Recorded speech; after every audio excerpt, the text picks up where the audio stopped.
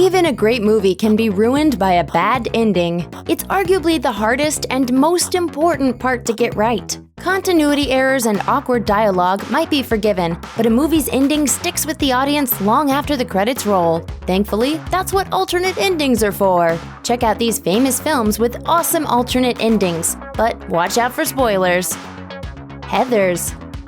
In the 1988 black comedy Heathers, Veronica, played by Winona Ryder, learns a lesson about the high cost of popularity after she joins a clique of girls all named Heather at her school. She also becomes romantically involved with the new student JD, played by Christian Slater, who is determined to shake up the social status quo in some very unexpected ways, like with bombs. In the theatrical ending, after JD's bomb explodes, Veronica walks into the school where she encounters Heather Duke. Veronica takes away Heather's red scrunchie and tells her, "Heather, my love, there's a new sheriff in town."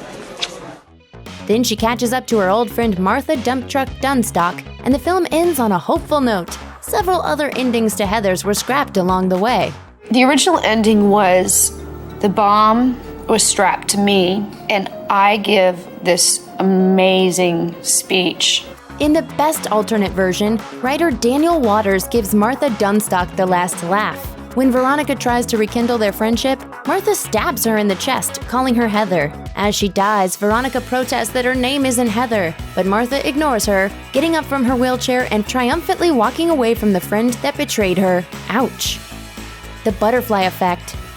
In the 2004 psychological thriller The Butterfly Effect, 20-year-old Evan discovers his frequent headaches and blackouts are actually a manifestation of his ability to travel back in time. Evan uses his childhood journals to go back and change traumatic experiences for himself and his friends. However, he soon learns that even small and seemingly positive changes can drastically affect the future, and not always in a good way.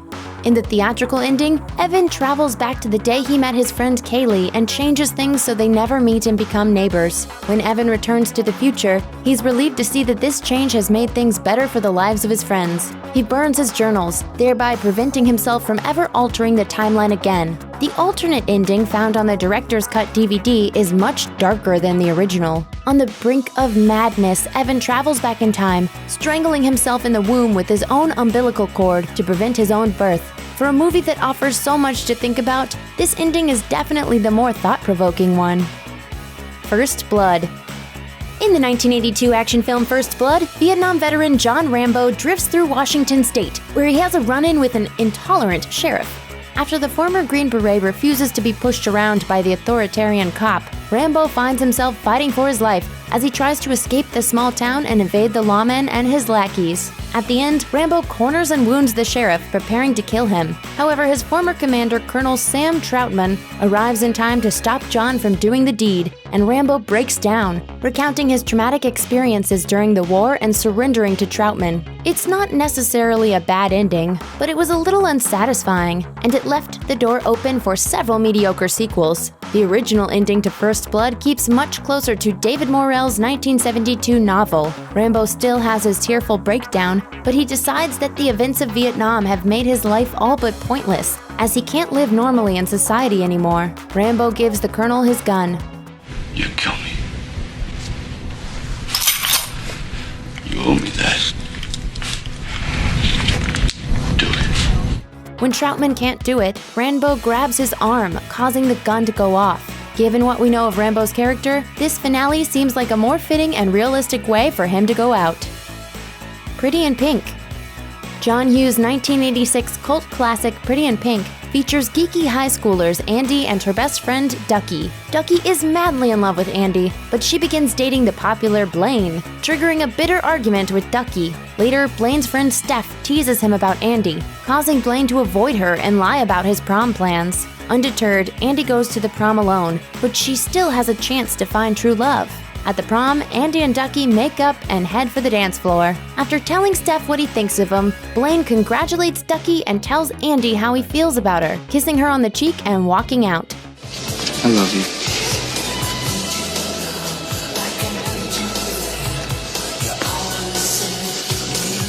Ducky puts his own feelings aside and encourages Andy to follow him. Andy and Blaine kiss in the parking lot. Ducky dances with a cute girl, and they all live happily ever after. It's all very romantic, if you're a 13-year-old girl. Test audiences, as it turns out, didn't like the original ending, which had Andy choose Ducky over Blaine. Pretty in Pink should have been about two geeks finding love, but the revised ending turns into a formulaic teen fairy tale, except Blaine is no Prince Charming.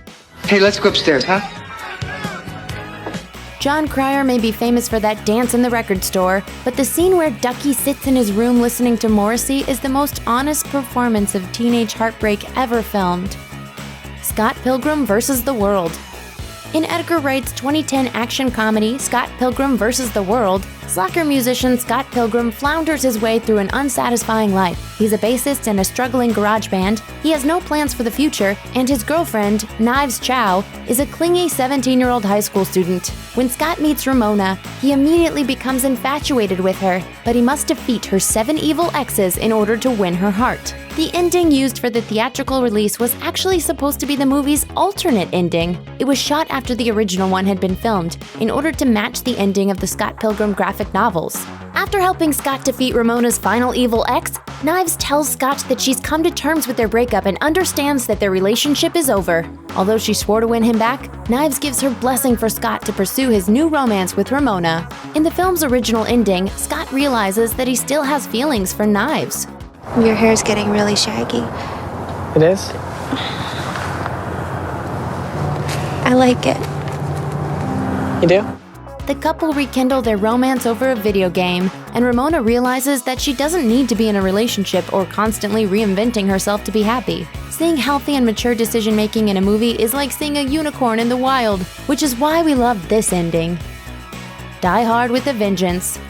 In 1995's Die Hard with a Vengeance, terrorist Simon Gruber has taken all of New York City hostage in order to steal a boatload of gold and to get revenge on Lieutenant John McClane for the death of his brother Hans. With the help of Harlem shopkeeper Zeus Carver, McClane deals with the bomb threats and bank heists as he pursues Gruber and his lackeys across the 5 boroughs. At the film's climax, McClane follows Gruber to a hideout in Quebec. Most of the bad guys are quickly rounded up, but Gruber and his girlfriend attempt to escape in a helicopter. McClane manages to get the best of them.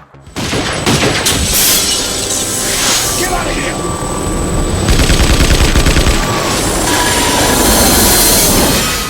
It's a typical action film finale, unrealistic, full of questionable physics, and made to showcase a big explosion. Yippee-ki-yay, mother... In an alternate ending, Gruber escapes with the gold, while McClane takes the blame for the terrorist's trail of destruction. The NYPD kicks McClane off the force, but he goes rogue and tracks down Simon Gruber himself. How are my friends in the NYPD? Well, I was fired from the NYPD. Cops trying to save my pension. Oh, I'm sorry to hear that. He corners the villain, forcing him to play a game of McClane Says, with riddles and a rocket launcher thrown in for fun. After a few suspenseful rounds, Gruber loses, taking an RPG to the chest. This more realistic ending is miles better than the theatrical version. Sometimes a small boom is even more satisfying than a big one.